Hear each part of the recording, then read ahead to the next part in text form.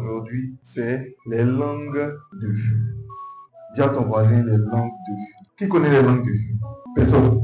Vous devez comprendre qu'être rempli du Saint-Esprit inclut le fait que le Saint-Esprit vienne en toi et ensuite vienne sur toi. Quand tu es rempli du Saint-Esprit, il y a des choses que tu dois certainement manifester. Tu ne peux pas être rempli du Saint-Esprit et ne pas manifester son caractère. Tu ne peux pas être rempli du Saint-Esprit et ne pas manifester ce qu'il a mis en toi, ce qui lui ressemble. Nous sommes en fin d'année. Vous comptez le nombre de personnes qui meurent et qui continuent de mourir.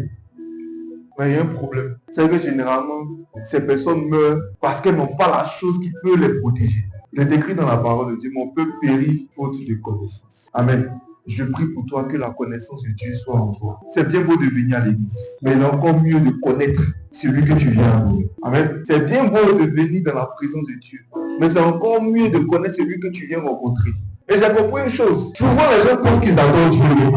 Parce que adorer Dieu, ce n'est pas le fait de chanter. Généralement, quand le prédicateur ou bien le modérateur dit « Est-ce que tu peux adorer Dieu ?» Les gens pensent à chanter. Ça n'a rien à voir. Adorer Dieu, c'est juste parler le langage de Dieu. Ce qui va faire la différence entre ton année 2024 et ton année 2025, c'est ta capacité à parler le langage de Dieu. Il y a des personnes aujourd'hui qui ne comprennent pas leur vie, ne savent pas où elles arrivent, où elles sont bonnes, parce qu'elles ne comprennent pas même ce que Dieu lui dit. Si Dieu doit te diriger, c'est que tu es capable de comprendre son langage. Tu veux que Dieu te dirige, tu veux que Dieu t'oriente pour l'année 2025. Mais est-ce que tu comprends son langage? T'as compris? Et c'est comme ça que les chrétiens entendent Dieu. Vous devez comprendre une chose. Tu ne peux pas toucher Dieu. Tu ne peux pas faire ce que Dieu veut de toi si tu ne parles pas son langage. Et c'est le problème de beaucoup de chrétiens. On va rentrer en 2025. Je prie que tu ne sois pas frustré. Parce que ceux qui vont réussir sont ceux qui parlent le langage de Dieu.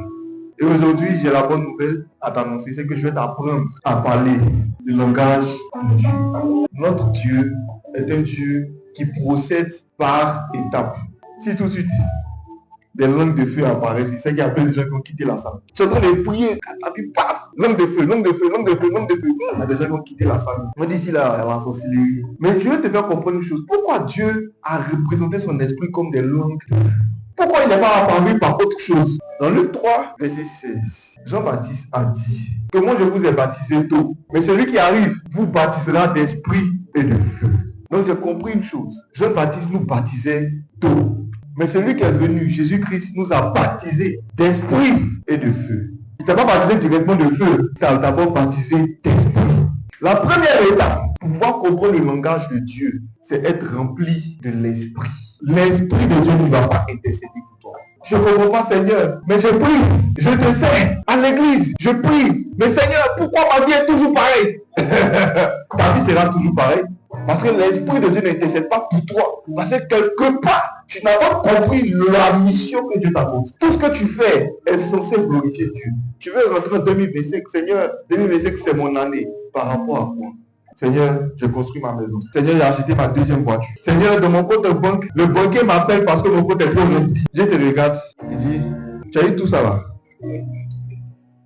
Maintenant, tu as fait quoi? Est-ce que quand tu as eu ça, tu te rappelles lorsque tu traversais la route à l'entrée du quartier là, il y a un gars qui est assis, tous les jours il est sale. Souvent il fait les signes, mais tu le dépasses. Mais toi tu as trop réussi. Avant tu t'arrêtais, mais tu t'arrêtes plus. Mais cette personne là, si elle te regarde, est-ce qu'elle peut donner sa vie à Jésus-Christ? C'est la question que tu vas te poser. Le plus important, ce n'est pas le bien que tu gagnes. Le plus important, c'est l'impact que ton bien a sur les personnes. Vous étiez content de voir Congo en Côte d'Ivoire. Il a rempli le terrain. Et les gens étaient contents. Oh mais il est bien, il est bon. Vous avez vu, il n'a même pas pris offrande. Et ils étaient contents comme ça, parce qu'il n'a pas pris. Imaginez, les gens étaient contents parce que le pasteur n'a pas pris d'offrande. Qu'est-ce qui a financé cette croisade-là? L'argent qui tombe. Il y a des gens qui ont payé le prix. Pour que des gens soient contents et qu'ils disent non, on n'a pas payé offrande. C'est qu'il y a des personnes qui ont décidé de se dédier à Dieu. Et ces personnes-là, Dieu est obligé de les payer. Parce que qui va financer le ministère? Parmi les disciples de Jésus-Christ, ce n'est pas tous qui prêchaient la parole. Il y a des gens qui étaient là pour financer. Quand on parle de servir Dieu, là, ce n'est pas forcément prendre le micro. Hein. Même dans ton travail, même dans ta connaissance, même dans tes capacités, on doit sentir l'impact dans le service de Dieu. Tu veux rentrer en 2025, Seigneur, mon année de gloire. Parce qu'effectivement, 2025, c'est l'année de l'onction royale, n'est-ce pas? Mais je te dis une chose, c'est avec seulement le langage de feu que tu pourras régner à avoir l'onction royale. Et ce n'est pas destiné à tout le monde. C'est destiné à ceux qui servent Dieu.